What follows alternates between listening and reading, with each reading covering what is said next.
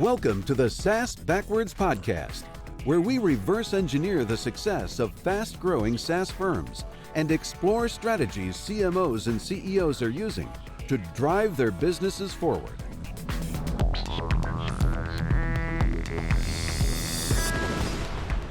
Welcome, everyone, to SaaS Backwards, a podcast that helps SaaS CMOs and CEOs to accelerate growth and enhance profitability. We take a look at what's working for growing SaaS companies, leadership decision-making, and what did and didn't work and why.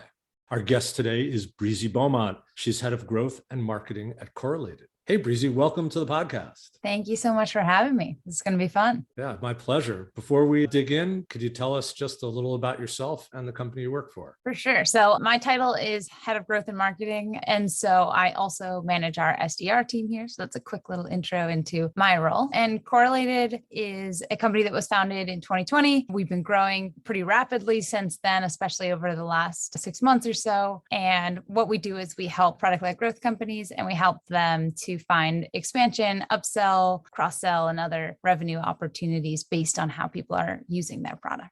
Excellent. We're assuming that everybody knows what a product-led growth company is. And maybe you could just set the table before we get into that area of endeavor. Yeah, definitely. I mean, there's been a lot of really successful companies, and I think that's more of what people think of when they think of product-led growth. So you think of companies like Zoom and Calendly and Expensify and others, Datadog, Atlassian. And so there's a lot of really great examples of product-led growth companies, but what does that actually mean? Generally, when you go to somebody's website, is how you'll be able to tell if they're a product-led growth company. Do they have a way for you to get started with the product pretty much immediately? Like, can you get your hands on it and try it for yourself? And so the core of a product-led growth company is putting your product at the center of everything that you do and making it easy for your prospects or customers or users to be able to get started with your product and kind of work their own way through that sales process. So they're actually most likely going to be able to start without a gate of any kind, right? They don't have to talk to anybody, just put in their credentials to have access to the system and off they go. Exactly. And it's about giving them the choice to do that. So they may or may not choose that path. They may choose, hey, I'd rather have a demo and go through what would be thought of as like more of a traditional sales process, or hey, I'd rather get started with the product and then I want to have a conversation with sales in a couple of days or next week once I feel it out for myself a little bit. So it's about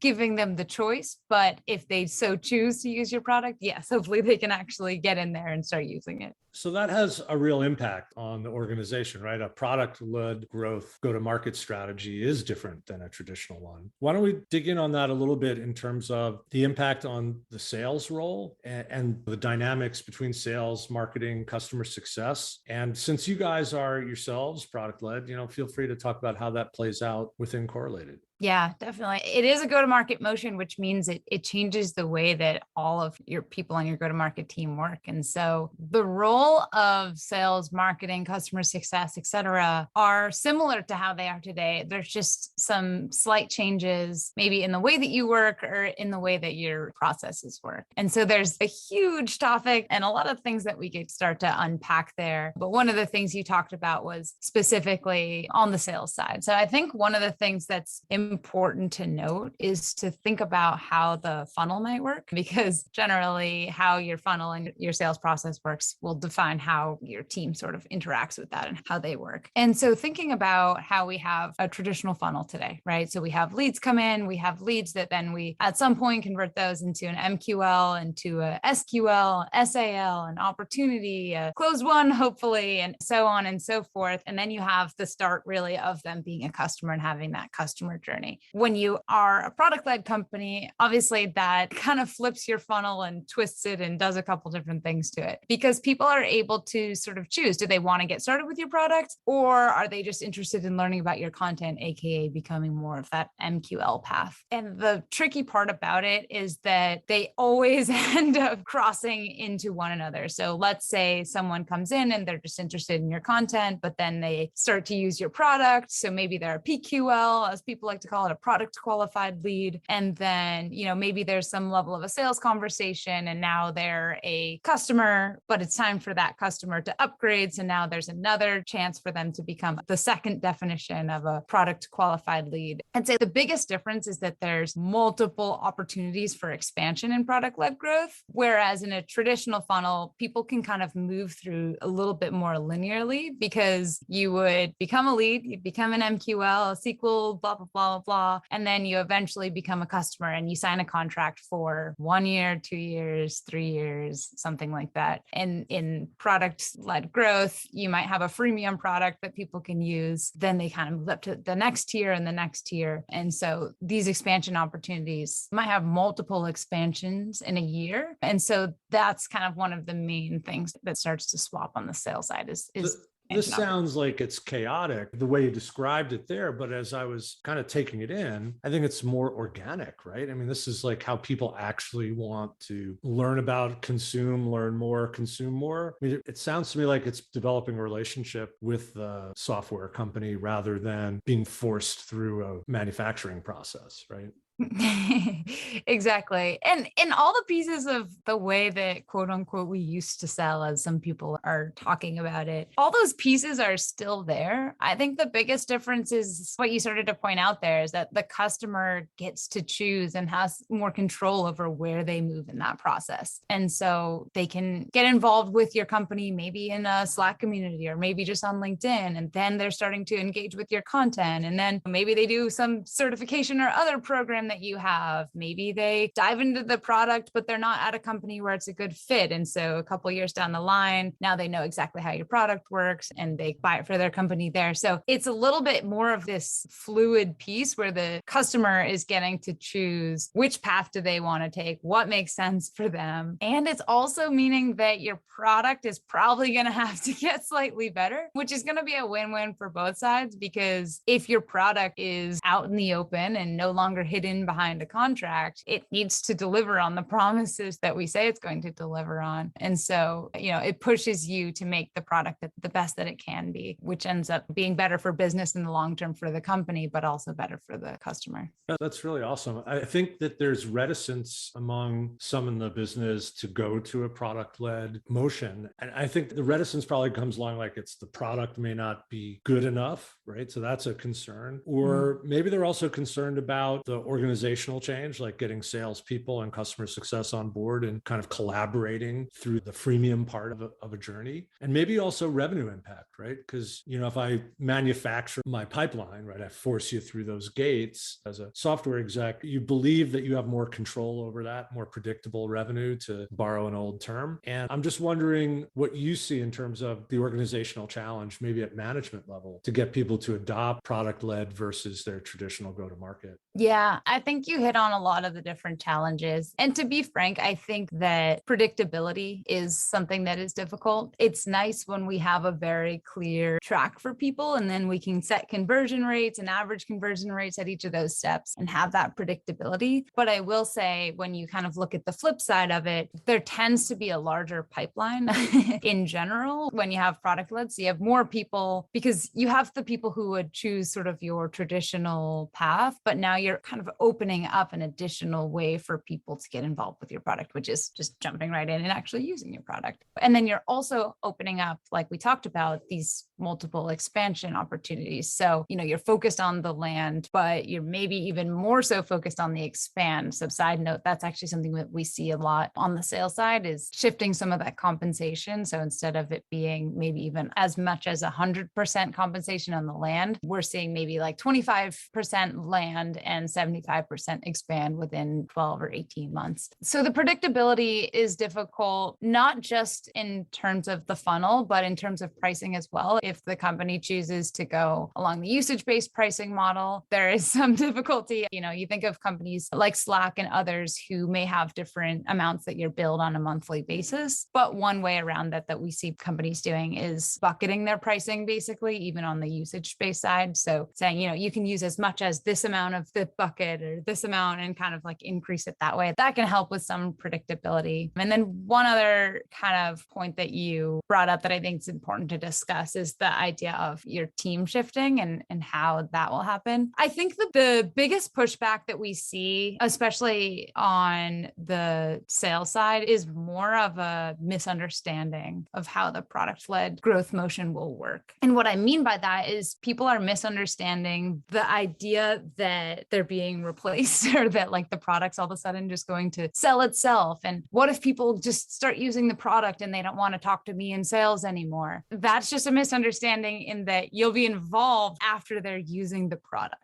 And so what I mean by that is, let's say someone starts using the product and they invite a couple other users. Well, that might be a good opportunity for sales to jump in and have a conversation. Or maybe they're using the product and they click on a new feature that they haven't currently paid for. Maybe you have a couple different product lines. Okay, that's another opportunity for sales to have a conversation. So it's a different way of having a conversation. Instead of trying to push them through the sales process that we think of, it's instead engaging them throughout their customer lifecycle. So I think that's a really important point, that there's a lot of hard work in the traditional sales model. The SDRs have to basically chum the ocean to find the few fish. And that's a really hard job. And there's a real winnowing out of great people who might otherwise stay in an organization, who just don't cut the hard numbers that are needed to make the predictable revenue model work. And the sales executives, whatever they're called, AEs, however we call that next level up, those people are still weeding through the SDR leads, the SDR generated leads that are obviously somewhat engaged, but those SDRs maybe are compensated on meetings. So they're trying to get anybody who can speak English to get to a meeting. And then the AE has to weed through those people. So there's this really tough job. And I think it's actually attractive as a salesperson to say, hey, I see you're using Slack for this. And did you know that you can also do your monthly reporting? If you just change the way you use these channels, by the way, buy this feature, you can now eliminate that dreaded monthly report by having this kind of thing built into this conversation you're already having with your customers. It seems to me that those are, if you put it in the perspective of conversations you'd rather have, might be easier to get salespeople lined up, especially as you talked about before, altering the comp, right? And saying, hey, your comp is going to be driven by how you help us grow these initial users. Then you become a product and customer champion instead of slogging it out trying to get somebody who actually might care. Yeah, exactly. And Snowflake's actually become semi-famous for saying that they don't have any customer success people and that all of their sales people should be acting like customer success people. And so they're involved throughout the entire customer journey, which I think is an interesting take. Yeah. And in doing the podcast, I mean, I spoke with the founder of Lemlist, a sales automation company, and the guy spends 2 hours a day talking to customers. I don't know how many employees he's up to, 50, 70 employees, something like that. And he's on the phone talking with customers all the time, seeking opportunity to learn, first of all, how can he improve the product, but also looking for the opportunity, what else can I sell you? So I think there's a real move there. And I also like, and I just want to underline the idea that I think the perception has been it's all or nothing. And maybe on the product side, you got to have the enabling technology to support product led, but in your go-to-market, you can provide both paths. I think that's the first time it's been discussed here on our podcast. And that might give people some comfort that they can take a year or two and see how it works before they fully commit, right? It's not all or nothing. Yeah, exactly. All the things we've been doing. So cold outreach still doesn't go away. Sales isn't going away. The way we market today isn't going away. But some of the ways that we do each of these things is slightly shifting. So like for the SDRs or BDRs on the cold outreach side, they might be trying to set a meeting or get someone started in the product. So now there's just sort of two different paths there. On the marketing side, still doing all the same activities, but maybe focusing a little bit more on building community and building content and ungating more things, just really putting the information out there and providing that thought leadership. And sales side, same thing. There's getting involved across that customer journey and not just on the piece before someone's the customer. Yeah. So we didn't prepare this at all when we did our prep, but you just tied two things together for me, which I think is really neat. The idea that demand generation, thought leadership has a role to play in product-led growth. And I don't know if you've thought about that much more, but if you have something to add on that, that would be great to talk about. Yeah, I mean, I think there was already a movement towards ungating more content and really just putting things out there. There's also been sort of a movement towards building more publicly on social media and sharing everything that you can there, and also building various Slack communities. I know I'm a member of at least 10, 15 or more different Slack communities on various topics. So I think a lot of these things were already shifting in that direction, compounded by the idea that marketing attribution is getting more and more difficult and even more fuzzy than it has been in the past. We see cookie data going out the window. If you're focused on social and community marketing, attribution is incredibly difficult. So a lot of external factors had already been pushing us this way, but also this really lines up well with product-led growth models in that you're just trying to share as much as you possibly can, add as much value as you possibly can through all of your marketing and content. And then same goes for when someone gets into the product. You want to get them that time to value as quickly as possible and help them in any way that you can. And then hopefully you earn those expansion opportunities from there. So there you have it. First time I've heard it anyway. Product-led growth and thought leadership and communities, right? The dark funnel that Exactly. Latin Content talks about, right? So all these things coming into this one focus. It's really interesting. You mentioned that the funnel looks different. Can we talk in a little more detail about how you guys manage a product-led funnel and what is a PQL and how do we make that meaningful to people who are encountering it for the first time?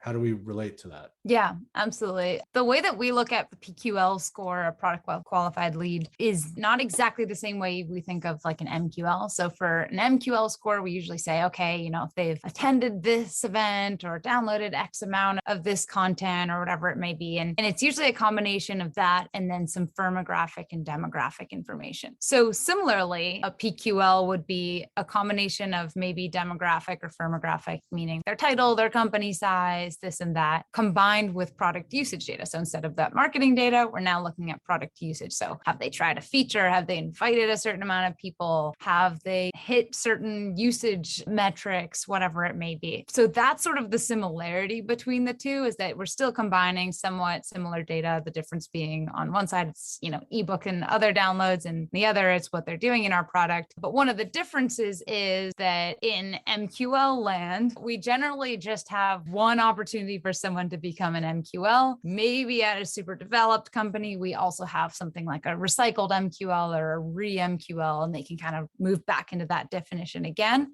But on the PQL side, there's going to be multiple definitions for a PQL throughout the entire customer journey. So maybe the first time they sign up to use the product and do A, B, and C inside the product, okay, now they're a PQL. And now they've hit this next usage tier and invited more people to collaborate with them. Now they're a PQL again, and so on and so forth as they kind of move through that journey. And so we think of it as signals, but PQLs, same idea. It's just a few definitions. So they can qualify multiple times for different opportunities to grow the relationship. Exactly. Because before we were trying to get someone to become an MQL so we could move them to the next step in the journey, but that was more of a linear journey. Now it's almost like the journey is cyclical instead of it being a straight line. That makes a lot of sense. So this has product implications too, right? So that if anybody's listening who's like a CEO or a product manager, you need a lot of instrumentation also in your product to be able to really do this, right? Yeah, there's been strong tooling for product teams and others on that side. And so most companies today are already pulling this product usage data and going somewhere. It's just that the revenue team, sales, marketing, CS, sometimes doesn't know about it, or CS knows about it, but it's more in terms of like a customer health score and not about what they're doing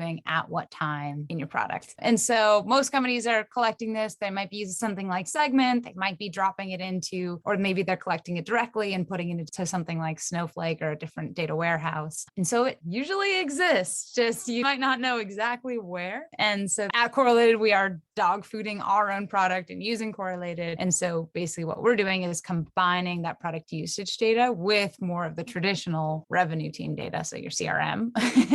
And by combining it, we notify ourselves, okay, someone is using our product and they've created 3 signals, or they've tried a certain feature that they haven't tried before, or they invited more users, and then sending notifications about that, or maybe kicking off like a sequence and outreach based on an action that somebody took. Yeah. So one of the complaints we hear about the MQL is there's no science on it. We have these rubrics. Mary attended a webinar, downloaded an ebook, and visited the blog 3 times. She's an MQL. Do we get any more scientific on the PQL, product-led growth side? Yeah, I think you should definitely be tracking what happens after that PQL signal goes off. First of all, is your team responding to it and taking action on it? That's the first thing we should look at. And then second of all, if they are, what happened from that? So did that lead to an expansion opportunity? Did that lead to them converting from your free trial to some tier of paid? And so looking at that down the line, in the same way that if you're looking at an MQL and they kind of shift across, it's hard to change your MQL score too often.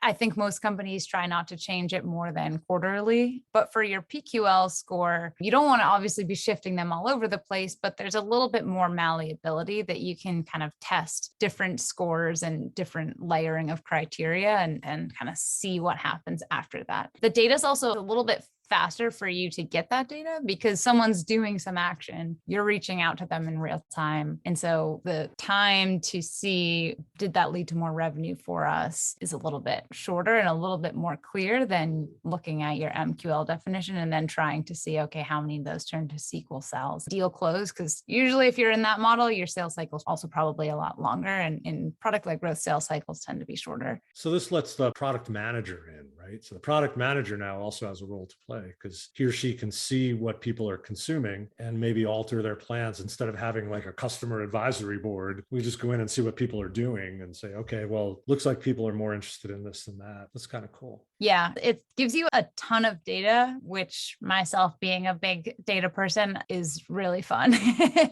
actually gives you insight into what is the right direction that you should move. So I think that's one of the fun parts of being a product-led company is that not only can you see all the different pieces of data from before someone signs up to use your product or becomes a customer, but then once they're in there, being able to kind of dig into all those different pieces and stay in contact with those customers throughout their life cycle is also a lot of fun. One thing you touched on too is the product team. A shift that sort of happens for marketing, sales, CS, et cetera, is that everyone becomes more deeply ingrained in understanding what the product does, what is the value that it brings, et cetera. I think to some extent in marketing and sales, we could do our job effectively knowing enough about a company. But in a product-led space, I think the knowledge goes much deeper for folks in understanding exactly what the product does. And you might even be more hands-on in using the product on a daily basis. And so what that also leads to is being more collaborative with the product team. So marketing might be collaborating with them to help build,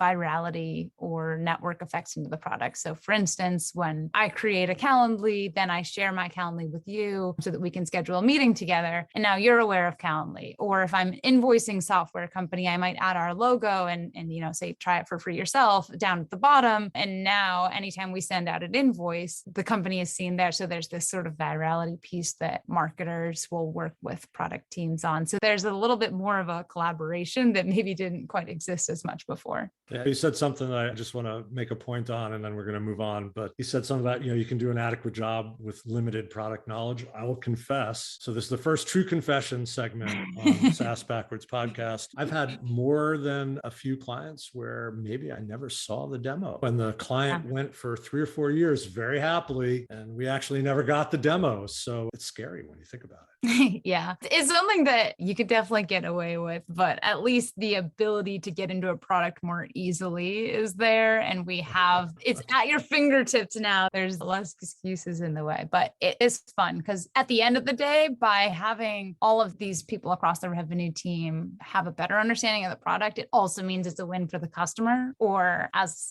maybe a consumer of software products ourselves, it makes that experience better because you understand for real how the product is going going to work. Their expectations are more closely to accurately set. And so it does lead to good things for both sides. It's very organic. So I want to move on though. So one of my recurring topics in my work, both in blogging, the podcast, and mentoring, is what it's like to be a woman in marketing leadership. So it's a real gear shift here. I hope you can come along with me. Mm-hmm. But I want to talk with you about your experience being a woman leader in a young company and others before this one, how that's played out for you. And if you have any advice for people who are coming right behind you, looking at their first senior leadership job in marketing. Yeah, definitely. I think something that I noticed across my career is that you'll often, or hopefully often, get a seat at the table. And what I mean by that is being invited to a certain meeting or being asked to be on a panel for interviewing someone at the company. And so you'll get this seat at the table. And when you look around, you can start to recognize sometimes you're just getting that seat at the table because you are a woman or because you are a person of color or whatever it may be. And although the first reaction for some folks might be this like level of frustration, I think one of the things that I've learned is just to take that seat at the table and use it to my advantage. So if I got the seat at the table, I'm going to use it to share my ideas, and I'm not going to sit in this meeting silently. If you gave me the seat, I'm going to be involved in the conversation. And so I think for me, seeing when there's a door opened, even if it's not for a reason that I'd like it to be. And what I mean by that is I prefer the reason to be, hey, we'd really like Breezy's opinion on this. She is a great leader at our company and this and that. But sometimes you just get the seat for some other reason. And being able to recognize that is one thing. I think also being able to recognize when it's a good opportunity versus when it's wasting your time. So if it's a great meeting, use that seat, speak at the meeting, and do what you need to do. If it's not a great opportunity, like you're just being asked to be on hiring panel after hiring panel because they want to have a woman or a person of color or whatever it may be sitting in, so that when someone gets interviewed, they get to talk to someone who they can relate to. Notice that, and you can make the decision for yourself. But if it's taking you away from your day-to-day job, then give some pushback and don't waste your time where you don't need to. So my advice to folks is if you're given the seat, speak up, share your opinions, be involved, and know when it's a good opportunity and know when you need to maybe not be involved.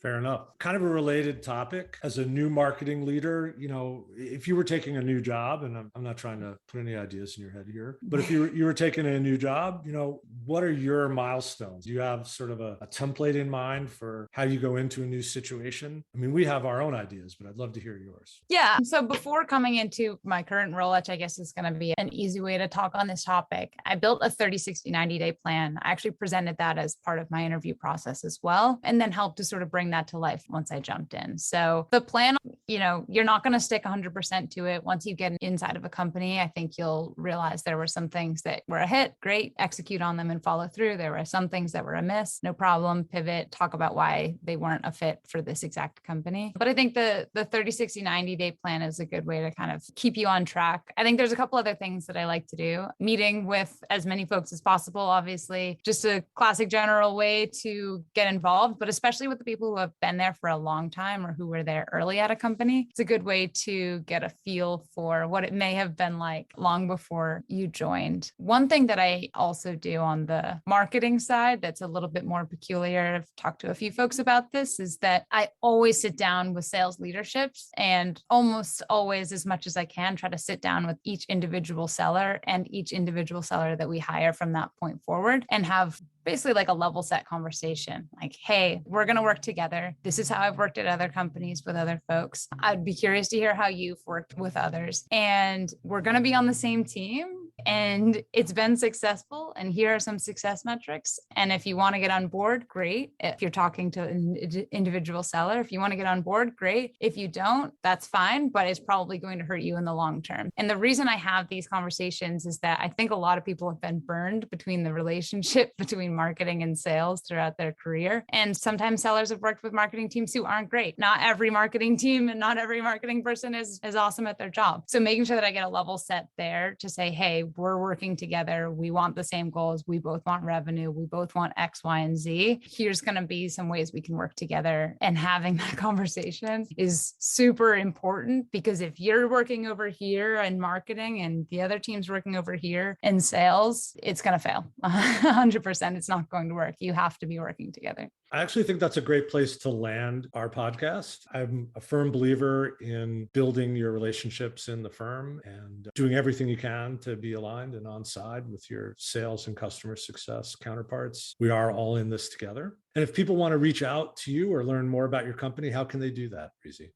Yeah, I am very active on LinkedIn and love to have conversations with folks. So feel free to add me on there, or send me a message. And then for Correlated, getcorrelated.com. You can also find Correlated on LinkedIn. We try to keep the content very entertaining and engaging. So any of those places. Great. Actually, you mentioned you're on a lot of Slack groups. Are there Yeah. any that are like easily accessible to people that you might want to highlight? Yeah, I mean, I've joined them particular to topics. So if you're on the revenue side of the org, I'd say Pavilion and Rev Genius are both really great groups to join. If you're curious about more product-led growth topics, there's product-led, there's the product-led growth hub. So a couple different spots where you can get involved. And we will be soon launching a Correlated community. Today, we just do some bi-weekly calls with other revenue leaders in the product-led space, but we are going to launch a community for more conversation there. So that'll be called Product-Led Revenue. So keep an eye out. That's kind of neat. And how does one find those Slack channels?